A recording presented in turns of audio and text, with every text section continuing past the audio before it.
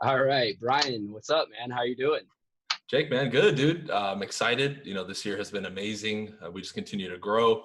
Things keep moving forward, and I'm excited to see what the next 5, 10, 15 years looks like, not only for ourselves but the world. We're seeing it change so much with digital media, video, and everything we're doing. It's crazy even to see how much it's changed in just our industry since I got in 6 or 6.5 years ago. So I'm kind of excited to see that next frontier. Absolutely, absolutely. I'm right there with you. Well, formally, officially, welcome everybody watching to the Jake Fletcher Show.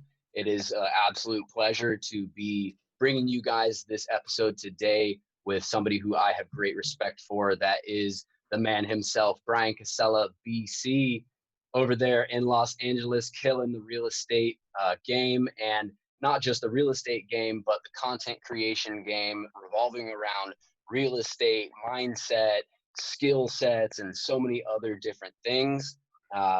Yeah, he's somebody who I have always, not always, but since I found out about Bryan's content, have been just trying to get people to listen and search this man's content up online, because what I always say to people is, dude, he's on some whole other shit. Like, just go watch his videos and you'll see. Because in my experience, and I'm a newer real estate agent, there are a lot of, real estate influencers and people online, coaches, teachers, etc. And not to throw shade on anyone, because I've definitely gleaned some very great information and lessons from a lot of different teachers, but the style of the content that you put out is entirely different than what other real estate teachers put out. And one thing also that I always say to people is, look, you know how when you listen to X person or Y person, eventually, they kind of, you hear the same thing, recycled over and over. And with your content, although you may talk about some certain topics more than once, you tend to repackage it in a way that you're adding more onto it. You're adding more value onto it. And I just think that that's phenomenal, because I haven't gotten sick of your stuff yet. It's what I'm trying to say, So what's up with that? Is that a conscious decision, or is that just how it happens because you're always learning or improving, or what do you think? I'm glad you recognize that, man. And to say the first thing is, my content and what I do is not for everybody. It's for an individual like yourself. Like I look at you as an example in the challenge. You participated the most. You're doing a podcast now, and you're obviously going beyond what the average person is doing. And that's who my brand and my information is for, if that makes sense to the audience, because I'm not going to be the most popular one. To the outside, I may be rough around the edges. I express myself how I want to. I don't really care what the norm is or how you're supposed to do things. I want to do it my way. But the main reason you've recognized what you've recognized is for many things. One, you mentioned it. I am constantly learning. I'm not stagnant. I'm not afraid to look at different subjects. A lot of the information that I bring in is from different areas. Like one subject that I'm very familiar with that I continue to study is evolutionary psychology. So I'm getting into the DNA code of the human beings, men, women, children, adults, and finding what makes us tick, what we are naturally attracted to, what we are repelled by. And a lot of those dynamics and understandings I bring into sales and real estate, and specifically cold calling, door knocking, interacting with other human beings, because that's what we do in this business and in life. So, a lot of it has to do with my learning. A lot of it has to do with its style of information that I've studied and continue to study. It's not something most salespeople, especially, or people in the business world, are going to look at. Another thing is, I'm not afraid of anything or any sort of criticism or judgment. And a lot of people in the business world are. I see so many people who live two lives: the person who's behind the camera and on stage, and then the person in their personal life. I'm the one saying, this is how I am at home and with my cats and with the people around me. And it's the same person you're going to get on video or on stage or in my coaching program or whatever it is. Right. And the last big thing that separates me, that I know keeps you around and many people, is flat out, I know I'm entertaining, especially to the average person. Most people look at sales, business, and real estate as the most boring thing on the planet, but I can make it funny and interesting. Maybe it's just my delivery, maybe it's my style, maybe it's all my little quirky stuff, but I know that's important. And as an educator, as an entertainer, as a salesperson, as a professional, you have to have that element in what you do in your brand. If you're boring, like most people, no one's going to remember you. No one's going to want to work with you. And that's just the nature of it, right? You look at what do we have? 7, 8 billion, 9 billion people on the planet. They want to be entertained. They want to be entertained, even if they're learning. Why do you think people, even going to school wanting to learn, fail? Because the teachers in the system is not entertaining at all. And that one teacher that we remember was the one who would make us laugh a little bit, or who made class a little bit more interesting. Even if his information wasn't the best, we loved that teacher, or we enjoyed it actually, and we remember him, versus the other millions of teachers that we had that if you put them in a room, we won't be able to know who's who, you know? So I would say those are kind of the main reasons, man. And more than anything, before I pass it back to you, I saw what's happening now with video. I saw it years ago when I started. I knew this would happen because of the responses I was getting when I would send videos to people or people watch my videos. I was very attuned to how they were responding. And I said, we have something here. Yeah. Yeah, dude, I couldn't agree more with all of that. You know, and something that, two things especially that really resonated with me about what you just said. One of them, we're both Sphinx dads. You know, kidding, but not kidding. But also too, the authenticity thing, man. Like my whole life, even before, you know, being in real estate, without even being able to articulate it, authenticity has always been one of the most important things to me.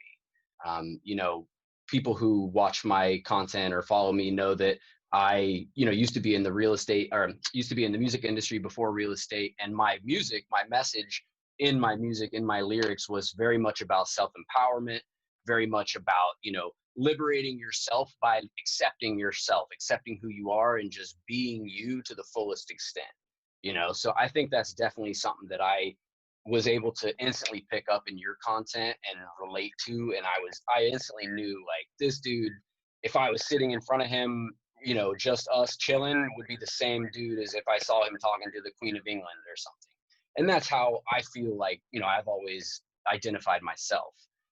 So that's, you know, and I try to explain that to people sometimes, the whole authenticity thing, because there are still a lot of agents, salespeople, and just people in general who think that, you know, you got to have this mask on and to, you know, be this person on stage. And you live in LA, dude, you probably go to the coffee shop and, you know, I've been out to LA, you get to order a coffee and they're like, here's your coffee, sir. You know, it's like, dude, relax. Like, I'm not a casting director. Like, you know, I'm just getting a coffee, bro, you know, but I think that so many people miss the mark on that because nowadays, people smell that shit instantly. Children can smell it if you're being fake or just not being fully authentic, you know? And I try to explain it to people who they might see my content where I, you know, I myself too also will drop some curse words every once in a while, you know, not because it's like my gimmick or something, just because that's how I talk, you know? It's not like I'm like out here like fuck, fuck, fuckity fuck, like every 2 seconds. But at the same time, if something comes out, like what, like you've said before, that's not going to affect my skills to get the job done, you know? And it's something that people will criticize on, but the reality is we live in a new era, you know, we live in a new day and age where, I mean, look at the kind of stuff that goes on in the media and the things that are acceptable now versus what was acceptable 5-10 years ago, you know? So that's an indicator right there. And, you know, one thing too, I'll say on a different subject is you cover so much different types of stuff in your content. I mean, first of all, let's cover the outlets. You have the podcast, Supreme Being. You have your YouTube channel, which is wildly, you're at what, 150,000 subscribers or something, wildly successful. You have your Instagram page where you do live videos. You have your Facebook, of course. You have your Supreme Being, or I'm sorry, your Modern Success, which is like your mastermind group. And now you're starting a reality show. So you have so much different content out there. And we're going to talk about the reality show too. So in addition to the real estate stuff, you know, you cover so much stuff, right? So many different topics. So what I kind of wanted to do with this podcast was maybe talk about some different things that you have not covered or things that maybe haven't been covered as much, you know? that way people who follow you or have followed your content can get a little bit of a different experience out of this, right? Sure. So I actually have some questions prepared for you. All Good. right. So yeah. So I'll just jump into some of them and we'll just kind of let it flow. Looking back in time, some of these are out there. All right. Just a preface, right? Um, Looking back in time, is there any age or maybe a specific moment in your life where you realized like who you are or where you sort of like fit into the fabric of humanity? Yeah. It was probably after I'd come back from being overseas after my second ankle injury, and I made the decision to stop playing basketball and hang up my sneakers, and was confronted with a new kind of world. And everything that I had built up from age 11 until then was completely shattered. But at the same time, after I went through the woe is me, feeling sorry for myself, we can say timeline, which is about 6 months or a year, kind of dawned on me. I was like, you know what? I was so small minded then. I really dedicated myself to that, and that was great. I got a lot from it, but there's so much more to life. There's so much more to me than just dribbling a ball and putting it in a hoop and getting paid for it. That I think to this day will always be my greatest passion, because even now, what I do, I'm passionate about for sure. But it's not the same as when I was playing basketball. That dream to me was so strong and so electric that I don't think anything will ever match up, we can say, at least in this lifetime. But Yeah. that's really that crossroads that I hit where, it really expanded my horizons, my vision, opened up my mind a little bit more. And I knew there was a lot more to life than just that, because I was so focused, man. I'm talking like nothing else existed to me except anything that pertained to me and my basketball career. So if you, like an individual, didn't help me at all, they were out, right? I wasn't really partying much. I didn't touch alcohol or drugs or anything, because we always got tested, and two, I knew it would mess up my game, right? Mm. My diet, I was always messing with it to make myself better. I was always like going to the beach to run to make my legs stronger, so everything revolved around my athletic performance. I even hated school sometimes. It's like, man, I don't want to go to class. I want to go do yoga and stretch and get ready for practice. So Yeah. it was after that, when I came back, that it really was kind of like that awakening for me. And that's when this whole, personal development started, and me putting my story out, and then me starting my business ventures. But I would say that was that one moment for me that really was like light bulb, aha, whoa. What age was that? 20, end of 25, 26, around there. I'll be 34 Okay. in a couple months. So it was about 8 years ago. Okay. Wow. That's interesting. Yeah. I can kind of relate to that in terms of my transition from being in the music industry to real estate, because it was a little later on than that. And I kind of had two awakenings. One was when I was like 15, I learned how to meditate, and I just had this epiphany of like this visualization of the fabric of humanity, like this patchwork. And I was like in this specific place on that, quilt of humanity. And that was very enlightening. But then more recently, before I got into real estate, it was essentially kind of like, the whole music thing for me was like basketball was for you.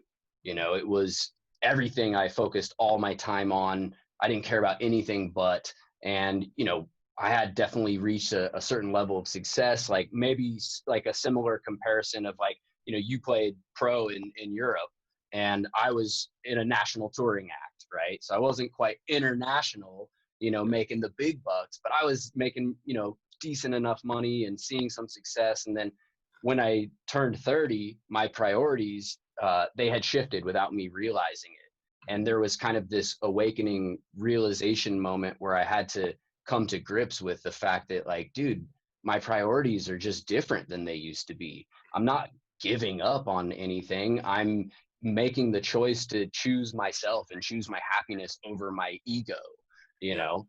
And man, that's a big thing that I feel like a lot of people struggle with. Yeah. Yeah. Absolutely, man. And I think it takes those circumstances we were in. A lot of people don't dedicate themselves to something like we did, and see it through and take that to a high level, right? Hmm. And then, to have a sudden shift in priorities like you did, or to have it come crashing down for me because of injuries, right? And feel like the rug got pulled out from under me. I think it takes those kind of U-turns in life, or sharp turns, for people to really realize these things. But everybody coasts so much in the middle, It doesn't do anything. We can say, I don't like to use the word extreme because they may misinterpret that, but just pushing yourself, seeing something through beyond reason, where everyone else is saying, what are you doing with basketball? What are you doing with music? And you're like, dude, forget you. I'm riding this thing till the wheels fall off. Yeah. A lot of people, if they were willing to do that, even for a little bit, to taste that, then I think they could hit that point of what we're discussing and really understand it and be like, oh, this is what they're talking about. Yeah, definitely, man. One thing I on the same topic of how you cover so much ground with your content, I think that it opens the doors to your content helping a larger number of people, and I made this comment to you one time when we were doing for those listening, the challenge that Bryan mentioned was the door knocking challenge. I think it was your second door knocking challenge that I participated in. And side note, that's how I found your content. I was like, dude, I'm going off on a tangent, but regardless, I'll make it quick. I was like, dude, I don't like to do the standard methods of prospecting more so than I like to face with people, because I feel like I communicate better. I come off better. I can use like my charisma and, all that stuff to my advantage a little better. So I was like, why don't I start door knocking? I'm in Miami. Nobody door knocks in Miami, So I just YouTube searching door knocking and like Bryan Casella, #1 video. So I was like, all right, let me check this out. And then it went from me just trying to learn some door knocking information to being like, hold up, like this guy's got, a different approach to what he's teaching here. Like, let me check out some of his videos. And then I saw, you have like so many playlists and like over 1,000 videos or whatever. I mean, a huge catalog. So I was like, dude, like, let me start digging in, And then, so back from that tangent, you know, going into the idea of, like back when I was in the door knocking challenge, I thought to myself, like, dude, so you've probably helped so many people with your content that's like an epiphany of its own. Like, just if you really sat there and thought about like, man, there's all these people with all these different stories, driving around their cars, riding up and down in elevators, going to work, sitting at their desk, doing whatever they're doing. Everybody has their own story. Everybody has their own difficulties, etc. And each one of them who has paid attention to your content that has helped them, it's helped them in a different way or to varying degrees, and so, I asked you, like, dude, do you ever just stop and think about how much your content has helped people, because, going back to the music thing, I would have people come up after like a concert, and like one particular thing, I remember this young lady came up and she said, look, dude, I was in a car accident and I couldn't listen to music for 2 years because I ruptured my eardrum or, some ear thing. Yeah. And you guys' music was the first music that I was able to listen to in 2 years. And this chick was like bawling, like crying her eyes out, like hugging us. And it just really impacted me, So I was curious, is there like one story or something, or, more, it could be more than one story or anecdote that really stands out to you of how someone told you that you impacted their life with your message or your content? There's so many. However, I would say the ones that have impacted me the most is probably I've gotten half a dozen to a dozen of these that people have reached out to me and, either sent me a voice message or a long message about how my content actually prevented them from committing suicide. And that to me, among the others, is the most impactful, because to sit there and be like, wow, a video I made stopped somebody from taking their life is pretty heavy. You know what I mean? And that is really, when that started happening, is when the switch went on. Like, okay, I'm obviously having a much bigger impact than I thought. Yeah. And it really helped me double down more on the content because of that very reason. Because when you get one, you're like, okay, that was a fluke thing. But when I got the second and the third and the fourth and the fifth and all the other ones I'm getting, it's just like, whoa, okay, yeah, like we have something here. This is something special. You know what I mean? Yeah. Yeah, man, that's super heavy, man. And so many more people than I think we acknowledge or like to acknowledge struggle with those kind of thoughts and depression and so on and so forth. So people putting out that positive message, putting out that, that message of self-growth and betterment is, I think, so essential nowadays, we live in a crazy society, man, where the expectations of people is so unrealistic, you know, and all these outside expectations. People don't realize the only expectation that matters is your expectation of yourself, you know, and what you want to achieve for yourself, not what your mom or your dad think, or, you know, all that kind of stuff. And you know, it's a tough barrier to break through for a lot of people. So I appreciate, you know, people like yourself, and, you know, that put out that kind of content. And that's one thing that I aim to do partially with my content as well. So mad props, man. Yeah, dude. um And let me add to that real quick, yeah. because what I put out, and you know, and we see this. We have the basic surface level content, which is a 1, 2, 3. This is how you do it. Like real estate, for Hmm. example, make a cold call. This is what you say. This is your script, and everybody runs towards that because the mindset content, or the inner game content, we can call it, like you bringing up meditation, to people that's it's wishy washy. It's bullshit. Oh, it's this, it's that, and it doesn't get as many views as, because I could just do straight up bullshit surface level videos and probably get 1 million subscribers, but I don't want to do that because Yeah. it's this work that people run away from that's ultimately the X factor. And that's why I started doing it. I said, dude, the Hmm. reason I'm having all these breakthroughs and able to, you know, do the videos and get away from criticism and judgment and not have to worry about motivation like everybody else is, it's this work that I'm giving you. Yet everyone's like, oh, we don't want to see this. We want do a basics, you know, first 30 days in real estate, what I need to do. It's like, dude, you already know what to do. Then how come you're not doing it? It's this. But this is that boring, tough work that nobody wants to do, bro. And everyone's too Hmm. chicken shit to do it. It pisses me off sometimes. But that's Hmm. why a lot of times in my messages, I can be brash or really hard because people need to fucking hear it. Sometimes Yeah. you need that person like me to say, dude, wake the fuck up. Like, what are you doing? Hmm. Like, stop being a little bitch. Seriously. There's a time and Yeah. moment to do that.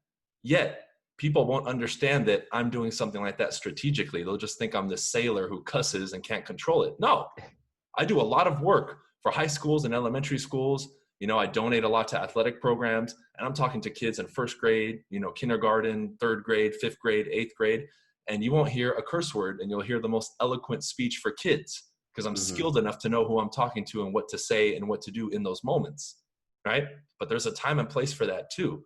And people need to get hip to this fact that you have to work on yourself because it's tough. You have to face your insecurities. You have to get over your ego, like you were saying. And a lot of people aren't willing to do that. And that's why I'm like, hey, dude, if you're not willing to do that, forget it. You're not going to get Yeah. anywhere. You're going to hit a ceiling very quickly. And I wanted to Yeah. touch on that because this is something people have to roll their sleeves up and be willing to do. And it might Yeah. seem like Mount Everest to some people, but sooner or later, you got to climb the motherfucker. And waiting until tomorrow or the next year is only going to make it worse. Yeah.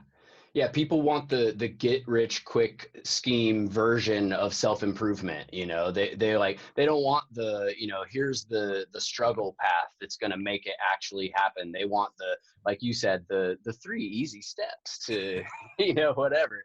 And it's like, dude, if life was like that, you would get, you know, popped out of the womb and handed the easy 1, 2, 3 step manual, you know. And but that's not how it is, you know. And I like your Mount Everest analogy because, you know, that quote of, you know, the journey of a 1,000 miles begins with 1 step. On that idea, when you're halfway up Mount Everest, it doesn't look like Mount Everest anymore, does it? You know, as it did from the bottom, you know. So it's like each little step takes you closer and it seems less insurmountable, you know. And that's another thing I think it's hard for people to wrap their brains around because they see this daunting task and it's like, dude, no, I just need to like Netflix and chill, bro. You know. And it's like, no, but if you just do this one thing, then you're going to be 1 step closer to what you actually need for yourself to achieve what you really, really want, you know. And people, I feel like I've learned in life that, you know, it's hard for a lot of people to have that vision of, you know, not just the overall vision of where they're going and how they're going to get there, but what they actually want. You know, so many people, they don't even know what they want. I've met people in their 60s who are like, yeah, I'm not really sure what I'm going to do with my life. You know, and it's like, what? You know, how? But, you know, so suffice it to say that it's super important, you know, the message that you're putting out there. and people like yourself that are just, you know, like you said, sometimes being brash about it. When I first started listening to your podcast, and some of the earlier ones, you had like the questions at the end, you know, and when people would ask you questions about videos that you previously covered, you know, you would, not in like a dickish way, but maybe someone could perceive it as that. You're like, dude, I already covered that, you know, go back and watch my videos. Obviously you haven't watched the, you know, my video, and so on and so forth. And like, at first I could see someone being like, whoa, damn, you know, but at the same time, it's like, dude, do the work, like do the heavy lifting. It's not even heavy lifting. It's like, go search my channel and find the fucking video, you know, and stop being an idiot, you know? And I find that to be entertaining, but also, like you said, necessary. Sometimes people need that little bit of tough love, you know? Yeah, So, and then it's, oh, well, you know, can you find the video and send me the link? Oh, can you take the ads off? It's like, give me a fucking break, dude. Like, how lazy are you? You live in the era when I started in real estate, there was no search it up on YouTube. I had to learn that shit through the school of the hard knocks, and I got my ass mm-hmm. kicked. And I'm reporting back to you with all those mistakes that I made, what to do and what not to do. I didn't have that. Yet now you're, even to this individual who's asking the question, right? You're too lazy and you get upset because my videos are monetized, and then you can't search my videos, and you have to have me send you the link. I don't have time to do that shit, even if I wanted to. And the fact that you think that you're entitled to that blows my mind. It's that mentality, bro, that upsets me more than anything. And I want to demolish that so people can see the light. And I don't get upset at them. I just kind of get, you know, I look inside of myself and I'm like, man, people have been programmed so incorrectly, you know? But this path is the path walked by few, not by many. Yeah. This is the path they, in quotes, don't want you to walk. You think the world wants a bunch of self-empowered people, enlightened people walking around? No, because then they're in trouble. So I know I'm attacking that very beast. That's why now I have so much more compassion towards human beings, because why would I get mad? Of course, they're a product of the system. It took me a while to break out of that. How could I be upset at them? Right. Let's get into a little more strategic stuff. Real estate wise, how do you leverage your time nowadays to accomplish the ridiculous amount of stuff that you accomplish?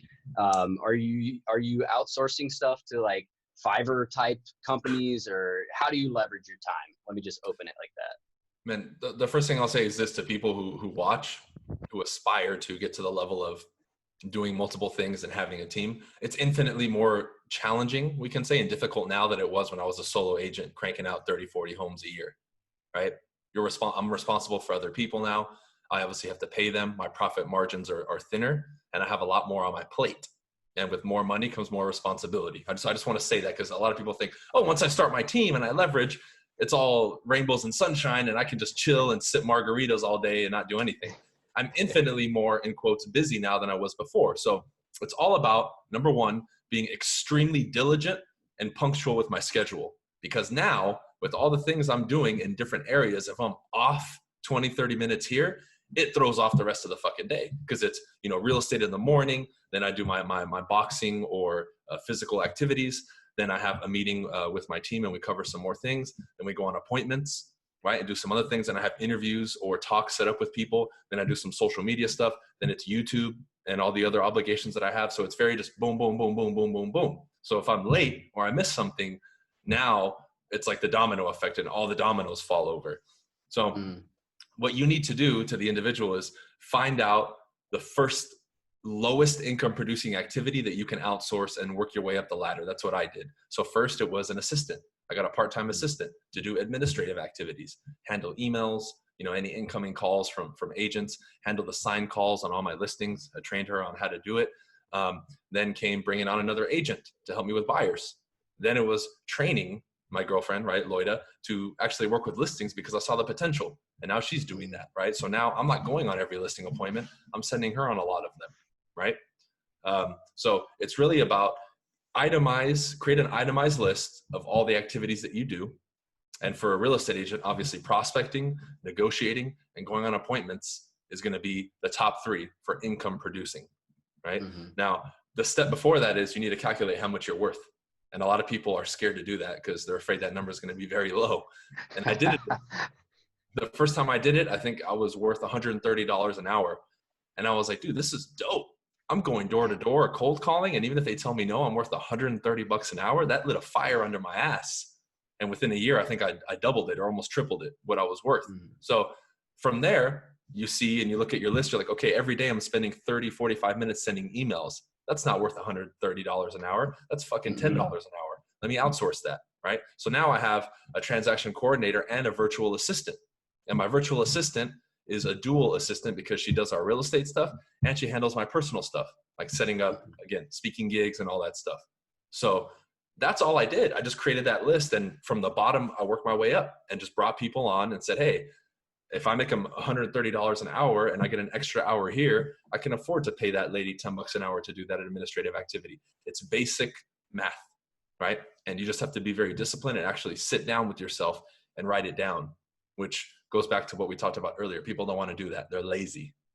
That's how simple is that what I just said? And they would think, oh, it can't be that simple. That's the first response I get. Okay, what answer do you want me to give you? I have a magic fucking Harry Potter wand that I just wave over everything and it just becomes magical. You know? Expel Ramas, bitches. Yeah, man. And I'm curious, do you have a dedicated content creator? Like somebody who edits all your stuff? Yeah, as of 6 months ago, I got Jose to basically handle all my stuff. He takes all my Supreme Being podcast episodes and edits them. He gives me the little clips to put on Instagram. He edits all my YouTube videos. But before then, as an example, my first 3 or 3.5 years, I just used an iPhone, like an iPhone 6 to record everything. No audio equipment, no editing. I would just click. And if you go watch my videos, you'll see me turning on the camera, sitting and talking, and then turning it off. There was no clipping, right? Yeah. Everything was one shot. There was no cutting frames. And it was just very simple. That's how I grew my channel, dude. I got to 50,000, 60,000 subscribers doing that with shitty audio quality, shitty video quality, and nothing special. It wasn't until 6 months ago that I got a full-time editor. I had people helping me before, but now I have a full-time editor. He comes out, right? I'm doing interviews now for my podcast. So he comes to my office and sets up the whole audio thing and video, and we do that. But up until then, it was part-time, or it was just me cutting the beginning and end of the video and uploading it. There was nothing magical about it. Right? And I still remember, and even to this day, people complain, oh, you need to upgrade the audio quality. It's like, what the fuck do you want? You think I'm a music producer? Do you come here for the audio quality or do you come here for the information? And again, it goes back to what I said. If you're really on my channel trying to learn, how the fuck is that even a comment? Right. Not like, oh, I recommend this audio thing. I think it would be cool. It's, man, you need to upgrade your audio. This is bullshit. And it's like, what? It's like, how do you come here to learn? And that's your focus. But it goes back to that state of mind that people are in, dude. And to see that now, again, I used to get mad and tell people, fuck off. Now I don't say things. I'm like, man, I kind of feel bad for that person because instead of taking what I taught in that video, all they're focused on is, oh, he needs studio fucking quality audio. You know what I mean? It is a little unbelievable that you're not using a supercardioid condenser with a negative polar pattern and a Grace Design M101 preamplifier, you know, so yeah, man, it's crazy. You know, I agree, man. And coming from a background of somebody who is like an audiophile, you know, so I 100%, you know, I've watched some of your older stuff and it's like, you know, you had, like you said, you had the iPhone. I think you had like braces back then, so you literally sounded different, you know. But you didn't. And I'm holding the phone. I'm holding the phone, so it's like shaking because like my arm's getting tired, and I'm switching like all bad, like everything wrong technically on how you're supposed to do it, and I still was able to break through. So yeah, man. It's funny because you know I've had agents in my office who, because I'm putting out a lot of video content now and upping my ante of that, but you know, growing my business first because I'm still a newer agent, but putting out consistent content. And I don't know what, I've got like 150 or 160 subscribers on my YouTube. Wow. You know, but more than I had a little bit ago. And so people in my office, you know, were asking me, how you know, what are you doing to get subscribers? You know, what's your strategy? My strategy is I don't care how many subscribers I have. I'm focusing on putting out good content. And I know that if I consistently do that, people are going to subscribe eventually. And, you know, that's it. That's the ball game, you know, but people don't believe it, you know. I'm actually sitting in a room right now that is in my office that I my broker is awesome here at Remax Advance. I brought up the idea of like, let's create a sound room because all of our conference rooms sound like ass, and let's have a room that doesn't sound terrible. And he was like, great, yeah, let's do it. Here's the budget, go. So I'm in like a sound, it's nothing crazy, but it sounds better. And now that that's a thing here, everyone's eyes are like, oh my God, we have this option of using this room now. And it's nothing crazy, it's nothing special, but it's better than what most people have. And I still see people like hesitant to use it. And it's like, dude, you have everything and then some of what you need, and some people are just still hesitant. But to put a positive spin on it, I gave a piece of advice that I learned from you to one of the agents, and she listened to it and did it and followed up on it. Shout out to Faye. She's, a longtime agent. I think she's probably in her 60s, and she was like, I'm just so afraid of getting on video. So I was like, look, check out this little tip.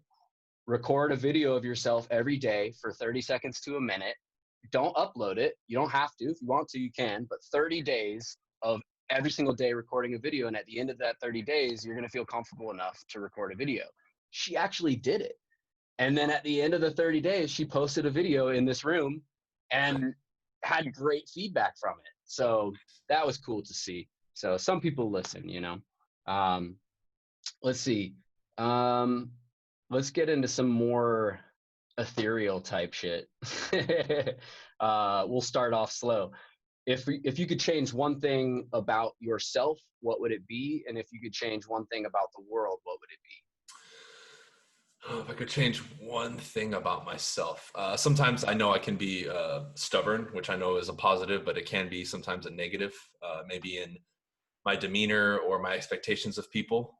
Specifically, I really do expect a lot from people because I know the human potential, but then sometimes I know that can be misinterpreted by people as me being mean or, pushing them too hard. So that's one thing, maybe being able to lower that a little bit because I'm working on it, but it's a little bit more difficult. Right. Mm-hmm. And about the world, it would be for people to listen first and respond second. Right? Damn. Cause versus effect. Everybody, most people, and again, it's the way that we're brought up. Everyone's effect of everything. And I mean, I'm sure you know the laws of alchemy, right? Most people are living from effect instead of cause. So I get cut off in traffic. It's fuck you, da, da, da, da, instead of thinking and being like, okay, I have a choice here on how to respond. I'm going to take a breath and let this one go. Right? Because then that escalates. And now somebody gets out, they fight. And then we see all these stupid YouTube videos that get millions of views of people fighting. And I see that. I'm like, dude, I just made this great video, got 2,000 views, and these motherfuckers fight in the middle of the street and it gets 5 million views in a day. It's like, Jesus Christ, right? It would be that. It would be listen or stop for a second and then respond, not just be the effect and respond to everything like we're animals. Because that's literally what separates us from animals. Animals are just stimulus response, right? They feel threat, boom, they attack. We're not animals. We have a consciousness. And I think people forget that sometimes. And they're literally degraded to animal type behavior all the time. And they're not even aware of it. I love both of those answers because number one, your first answer about yourself, dude, I do the same shit. the high expectations of people and then, holding them to the same expectation that I hold myself, kind of, you know what I mean? And it's like, dude, not everybody has that, like, beat myself up, to make sure I do everything I'm going to do mentality, and back when I was in the music industry with my band, I didn't know I was doing that until one day they kind of were like, look, dude, like, you're kind of a dick sometimes. They were like, look, like, it would be cool if instead of, getting pissed when something doesn't happen exactly right, if you could, like, maybe, at first, like, congratulate or encourage or say, like, props for doing this, or, before you go into, like, now, we need to do this that we didn't do or whatever. And that would kind of set the tone of, like, people feel good because you encourage them and you're like, man, good job. Like, I love how you did that thing. That was dope. And, now we're going to go tackle this. And it, like, is more of a positive thing. And that's something I'm definitely working on still, for sure. So I love that answer. And I love that that's where your mind went, because it shows a high degree of self-awareness, you know, because like I didn't even know I was doing that too until I was, you know, like, 29 years old, you know. And I love your second answer about how to change the world. I would add one thing to it is listening to nuance and then responding, or listening and trying to pick up on nuance and then responding. Because man, I did a video on hearing versus listening because it's always been a very glaring thing to me that people these days just, they don't listen. They're just hearing and thinking of what their response is going to be to what you're saying, you know? So everything you're saying is out the window. And while you're talking, they're just, all right, this is what I'm going to say, you know, like I picked up on the first couple words, they were, you know, a couple keywords and they triggered me to say this. And I, you know, as soon as he's done talking, I'm going to, and you know, people have lost that art of listening, and part of listening is listening to nuance in terms of trying to pick up on the context of what someone is saying, the tonality, you know, the facial expressions, body language. I mean, you're a big communication guy, you know, putting emphasis on communication. So, you know, what I'm saying, you know, it's essentially people just can't communicate right anymore because it comes back to, you know, communicating starts with listening. You can't communicate if you don't listen. Otherwise, you're just talking to people instead of talking with them, you know? So I agree, man. That's a big one. That's a big one for sure. I think the world would Absolutely. be a better place. What's the one thing that you need most in your life right now? The one thing I need most in my life right now. Let's see.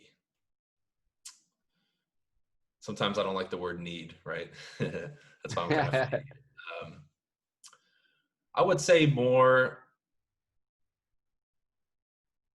peace within myself, because I know I do have a very warrior type archetype and mindset, and that's why now, like for example, before this, I did a Bikram yoga, right? I'm you know, upping my meditations, I'm upping my spiritual practices, so that's something I'm seeking more of. You know, getting older now, you know, I've been fighting my whole life, it seems like, and it seems like, yeah, I'm going to keep fighting, but I need that harmony of yin and yang versus it's been very yang, very male, very, and I need, you know, a little bit more peace in the life. And that's kind of been my focus. So if we're going to focus on one thing for specifically that question, I would say more inner peace and tranquility.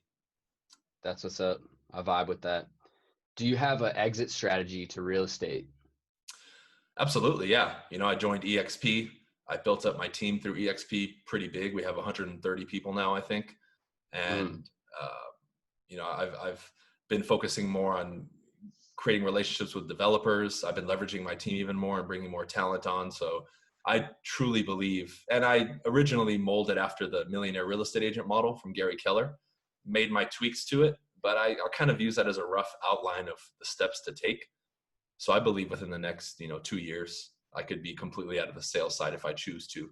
At the same time, I still enjoy it, dude. I like negotiating, right? I like, you know, getting great results for my clients. So I may step out, but I may still be one toe in because I enjoy it, right? I'm not super passionate about real estate, but like there's certain aspects of it, dude, like negotiating and those steps in between in the transaction, I really do enjoy, man. Because I feel like if you're super tactical with it, marketing the home, how you negotiate, you could get people way better results and do things that make you seem like a magician, right? Like being able to get your offer accepted below asking price when they have multiple offers. How would you do that? Well, I've done that with buyers a bunch of times, and agents are scratching their head like, how the hell did you get your offer accepted, right? Or only getting one offer and getting my seller above asking and a bunch of extra terms that people are like, what the hell? You only got one offer. How did you do that? That to me is the exciting part. So stepping away from that, dude, might prove to be difficult in the next couple of years, but I do have an exit strategy if I want, for sure. So once you're on the other side of that threshold, what does life for BC look like? A lot more time to myself, right? A lot more walks, a lot more yoga, a lot more reading, right? Which I've been bumping up a lot lately too. Also a lot of traveling and speaking, which I've been doing lately. A lot more help, a lot more giving.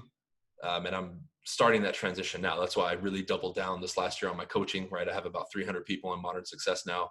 I'm doing more events with them every year. I'm doing a lot more stuff with the, California Association of Realtors. I've toured with the Florida Association of Realtors. I've gone to Australia now twice. I've spoken with the guys from $1 Million Listing multiple times now. So just giving back to people, because from a monetary standpoint, I've pretty much made all the money I want to make, right? I don't have the goal to be a gazillionaire. If I buy 1 or 2 more cars, I pretty much got every car that I want, which is a big passion of mine. I'm living very well. So with me, it's more about just giving. So stepping out of the business would allow me more time and resources to give even more to humanity and the people around me. That's what's up, man. That's a fire answer. Yeah. So if you did exit though in 2 years, we wouldn't have very many seasons of the BC Team BC reality show, or maybe it would just be slightly different. I don't know. But what tell us a little bit about when does the reality show drop, first of all? Okay, so today's the 22nd of February where we're shooting this. I believe the first week of April, we're going to release the first episode. I believe we've already filmed enough for 3 or 4 episodes, and we want to wrap up. And I think we're going to do 8 or 9 episodes per season.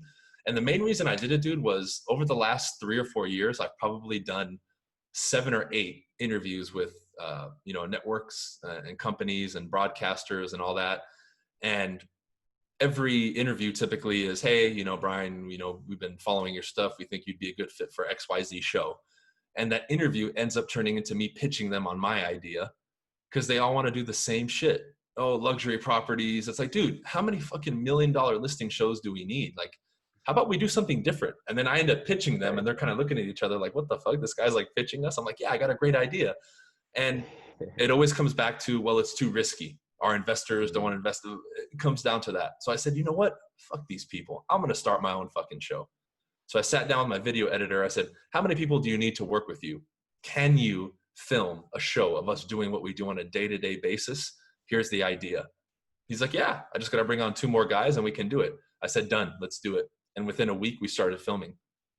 And that, I believe, is the best way to encompass what I do online in my brand, whether it's real estate. I just make shit happen. Mm-hmm. If you close the door, I'll fucking knock down the wall next to the door and find a way through. Like, I'm just going to create. I'm literally going to get that word tattooed on me. Create. I always create and I out-create my competition, period. And that's been the theme from childhood till now. And it will be into, me being a senior citizen, hopefully not walking with a cane, right? But yeah, that's what it's been. Hey, if this isn't working, I'm not going to sit here and be, oh, well, I tried. No, I'm going to make this shit happen. I'm going to create my own fucking show. And there's people, dude, even though I've said, hey, we're not doing this with the network, I'm producing this myself.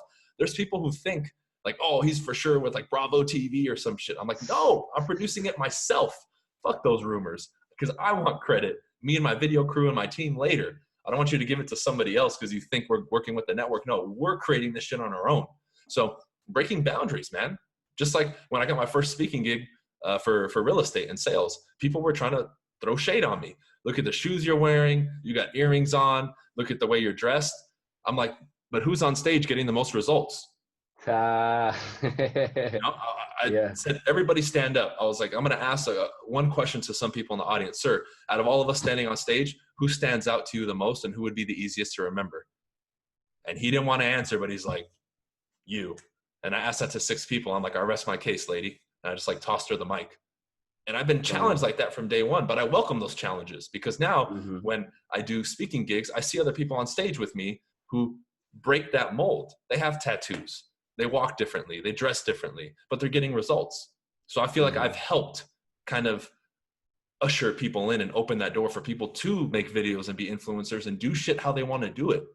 But in the beginning, I was like, I don't give a shit what force, what, God wants to come down and tell me I can't do it. I'm going to fucking do it. And good luck if you're in my way. That was my attitude. Like I said earlier, like a warrior type attitude. And that, I believe, is the most help for people. Because I know so many people watching, you make shit happen, watching me. It's almost like, can I do this? And when we do things like that, it gives them that glimmer of hope. Like, you know what, maybe I can do it. And that's all we need to give them. Because if that no turns into a maybe, then they'll do something. And that to me is the biggest win from all of this. So if we can get people from that, I can't do it to maybe, boom, we're onto something. Because then it'll get the wheels turning and they'll actually get into action. So that to me is like the biggest thing from what I do is I want to take as many people from that side to the, well, maybe it's possible. Because then that's when the fun starts. That's so dope, man. I couldn't agree with that more. You know, it's a very hard to attain kind of state of mind for a lot of people, but once you're there, it's unlocked. You know what I mean? And then it's like a whole world of possibilities opens up rather than this like limited tunnel vision, you know, that the general public may have. You know, it's like, I dare you to tell me I can't do something, you know, like actually, please tell me that I can't do some shit. You Yeah. know, that's why I started playing guitar. One of my best friends, when I was in like sixth grade, I picked up a guitar for the first time and I'm like trying to play it with my thumb or some shit. And it, you know, terrible. And he was like, dude, you're never going to be able to play guitar. And I was like, oh yeah, motherfucker. Like, and then boom, like that was my first, you know, instrument. Aside from like, I actually from Atlanta originally started like freestyling and beatboxing first and like the ciphers, you know, but guitar was my first like instrument, you know, sitting down with a teacher and learning and stuff. And I ended up going to University of Miami for classical voice, but originally I was going to go for classical guitar. So I took that shit all the way, you know. Yeah. And that's, you know, that mentality of like, I dare you to tell me I can't do some shit. That's like, that's some power right there, man. That is some superpower. If HGTV, which I'm still not convinced that you might not be, you might be a secret HGTV agent, you know, with your reality show. If someone from their network approached you with a lucrative deal and they're like, all right, BC, whatever dollar amount per year you want, we're going to, you know, replicate your reality show exactly how you want to do it. But the catch is you got to stop creating other types of video content, YouTube channel silent, you know, anything video silent. No, I would say absolutely not. No go. Why is that? What is it? What's important to you about keeping the YouTube channel and all your video content going on versus Number one, something like that? I would never let an outside person or entity stop my creation like that, right? Because then I'm sacrificing something that I'm not willing to sacrifice. Not that I wouldn't, because you could take everything away from me and I'll build it again, not a problem. But that would be like selling it out for money, because I have a bigger purpose than just the show, you know? Number two is whatever offer you're sent in the beginning is never the best offer. So I guarantee you I could renegotiate it to get more money and keep all my shit. I guarantee you. I like that. I like that. Let's get into some like out there shit. Um, let's see. Any theories on what potentially happens to us after we die, if Uh, anything at all? yeah, you know, kind of what I've rolled with is I do believe that we come back reincarnated in another vessel, right? And our spirit lives on. So, you know, maybe somebody who passed away 20, 30 years ago, a certain character or actor maybe now is a child somewhere and has that same spirit and kind of energy that that person had. It just takes the right person to find them. And this is where I believe we come up with you meet somebody and you're like, God damn it, like you seem so fucking familiar. Like when a couple gets together, or maybe it's a friend who seems like you've been friends for 3 previous lifetimes before you guys met each other. Because when you meet each other, it's like you're not normally this comfortable or similar when you meet this person, right? Or on the same wavelength, you know? So that's kind of my theory on it. And I believe that in my kind of mind seems to make the most sense about it, but who knows, you know? So do you think that there are like levels of, if you're like a crappy person, you become a donkey or something versus like you're awesome, you come back as a king or something like that? Or do you think it's just people become people? I don't know. There could be some truth to that. You know, I've also kind of looked into that too, and I've read a lot about that. I'm not sure. It makes sense. It makes sense. Mm, You know, it does make a lot of sense, and I've thought about that as well. So I don't know. It could be a possibility, dude. You know, so yeah. maybe in the next life, I'll come back as Leonidas or something. Yeah. That's what's up. Hopefully a living version. What yeah, I'm glad you answered with the on the whole reincarnation tip though, because my next question was what or who theoretically were you in a past life? You know, I identify so much with the Spartans, dude, that I think I was someone amongst their ranks or a part of their society, because you know, behind me on that bookshelf, I probably have 5 or 6 books on the 300 and the, you know, Sparta and that city state. And, you know, supposedly they were descendants of Hercules and all that. When I look at their society and a lot of stuff they did, how they thought, how they spoke, how they carried themselves, I just see so many similarities to me. It's like, there's no way this shit is coincidence, man. You know, like there's just no way. So I would be curious now. The next step for me would be maybe do one of those like swab tests to see your DNA and find out exactly what my lineage is and what my gene pool was, because that's where I think I come from. You know, like I really do. You know, watching the movie for the first time, I'm like, why is this shit so impactful to me? Why am I so drawn to this shit? Right? Why does this seem so familiar? Why is it like my whole life has been like the 300, like me against the fucking planet, it seems like, but I faced that shit head on when they're like, you know, put down their spears. He's like, come and get them. You know, that's always been my attitude too. Like, come and take the shit, you know, Yeah. and just not backing down. And then they're Thermopylae witty in and they're that funny ass. too. Like they would use a lot of one-liners that were funny, you know, and they were Yeah. bold, but they weren't meatheads. They were intelligent. And people think like, you know, like even modern days, when I was coming up, I was always reading and stuff too. And I considered myself intelligent. So I wanted to portray that, not just, oh, I'm this good athlete. I'm also intelligent. So I'm a mind behind the body. So I would say that, dude, there's been so many. And as people read up more on them and they see about their culture and then they follow my stuff more, I think they'll be able to make those connections too. That's what's up. That's what's up, man. Hell yeah. Yeah, I that's such a cool story, you know, the whole like, you know, the 300 versus the 10,000 and the Thermopylae. And like you said, they were smart enough to like funnel those dudes in so that they Yep. could just, you know, slaughter them down. And Yeah. it's, you know, everybody loves a good underdog story. That's like the greatest underdog story of all time. So Yeah. that's dope that you relate to that, because I see a lot of congruencies with, you know, who you are and how you put yourself out there with that story as well.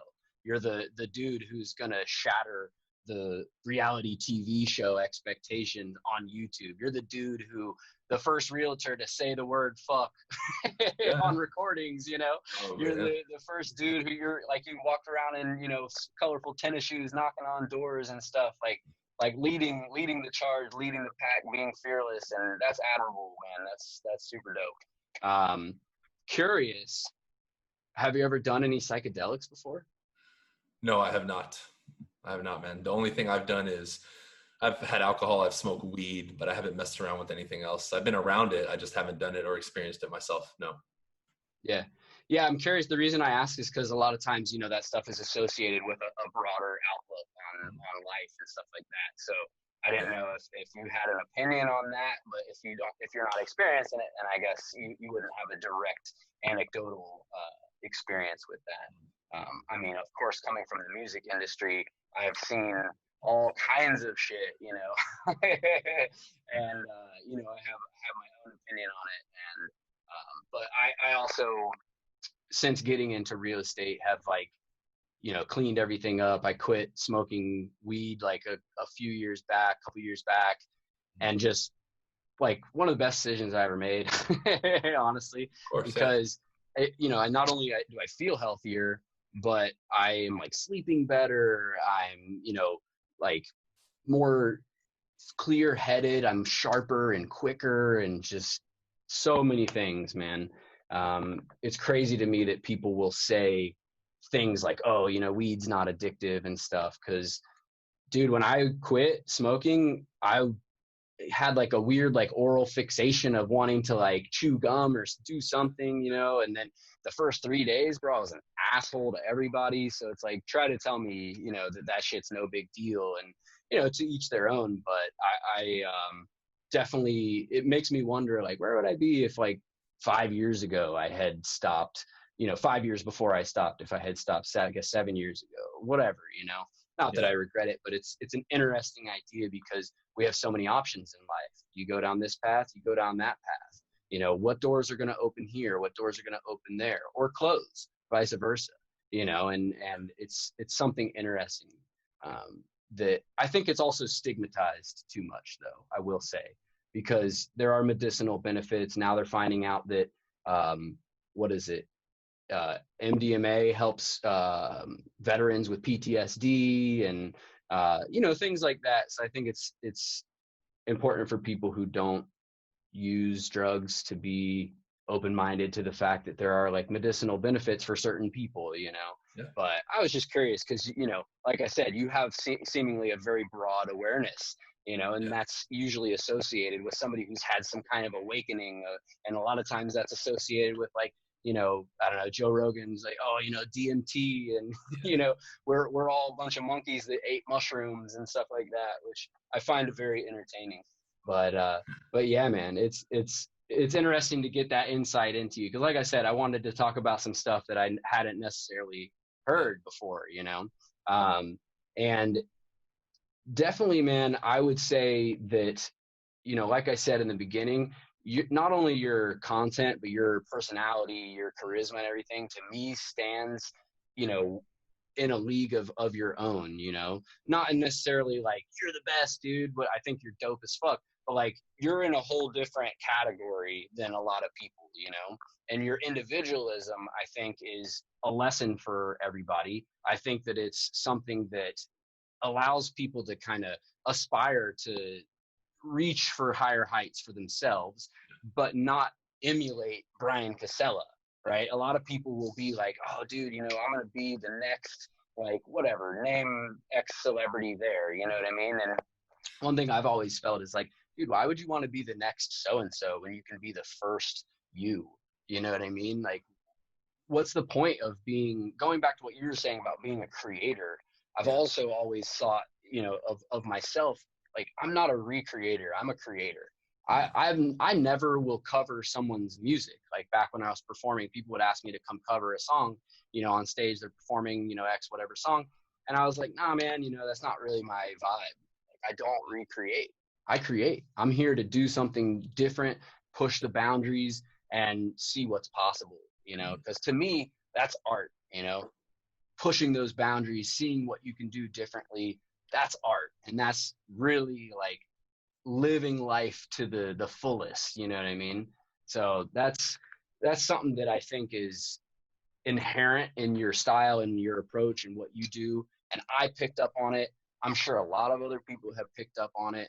And it's something that, man, the world needs more people like you, more people putting out that message. And it's just dope, man. I want to push it out. That's part of why I wanted to have you on the podcast, not just because I thought it would be dope to talk with you for a bit, but also because I want to, even though I have a much smaller network than you, push that message out and amplify that, grow that, megahertz signal to more people and tell more people about it, even though it's impossible to get people to listen nowadays. If even one person listens, if this podcast can affect even one person, then mission accomplished. You know what I mean? Absolutely. So that's dope, man. I want to thank you so much for being on the podcast today. You know, Also, too, I'll say side note, just want it on the record because everyone should know you're a man of your word. You always talk about there should be an exchange, which was one of your lessons that has really stuck with me. So when I reached out to you, I was like, look, dude, I know you want to mention learning piano. I'll teach you some music theory, or I'll send you a beat if you'd come on the podcast. And you're like, fuck it, dude, I'll do it for free. And I was like, all right, cool, man, that's fucking dope. But I'm sending you a beat that I already started making, and it's yours to use if you want to use it or not, whatever. But I'm making a little beat for you that I think is dope. And once I finish it up or get it somewhat finished, I'll send it over. You can check it out. Tell me what you think. And yeah, man, because I just want to I want to acknowledge and honor that exchange. You know what I mean? Because what you offer, the value you offer, is of great value. Not to be redundant, but it is of great importance and significance. So I recognize that, man. More people are going to recognize that.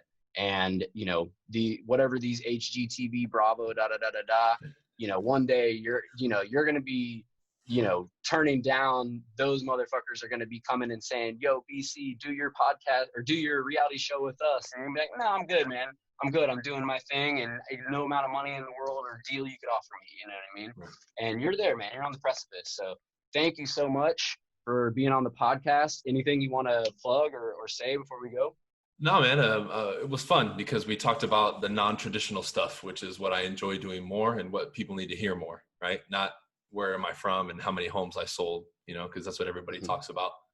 And I think if people spend a little bit more time around these subjects that we discuss, it doesn't have to be all their time, but if they dip their toes in this water a little bit, they'll see big changes internally and then obviously later externally, because the outside is a manifestation of what's going on the inside. So if you correct this and you work on this, naturally the outside's going to improve. And I think people have forgotten that because we have all these cliche motivational gurus running around Mhm. and teaching mindset. It's not really mindset. So people have become clouded to this type of stuff. I think they just need the right vessels to bring this information. And then we'll start to see the change that we're discussing. Yeah. Dope, man. Well, I'm going to drop all of Bryan's links to his YouTube and social media and stuff below in the comments. And I'll drop the Team BC. I'll throw Loida in there too, because she's a powerhouse in and of herself. We should have probably thrown her in there because her videos come up in the search rankings pretty high now too, and she's doing her thing, so shout out to Loida for sure. And man, you guys are just doing great stuff. So anybody who wants to check out the comments below in YouTube. And yeah, if you're listening on the podcast version, go to YouTube and type in Bryan Casella and stop delaying, get on this shit. Let's go. So yeah, man, Jake Fletcher Show. Hope everybody enjoyed this content. If it's your first video, hit the subscribe button, thumbs up, whatever you got to do to make sure that you catch the next content. And it's been a pleasure, Bryan. I appreciate your time, man. And thank you so much for dropping a little knowledge on us today. Thanks, bro. Thanks for having me, man. We'll see you. Absolutely, man. For sure. Have a good rest of your weekend. You too, brother. Bye-bye. All right. Peace.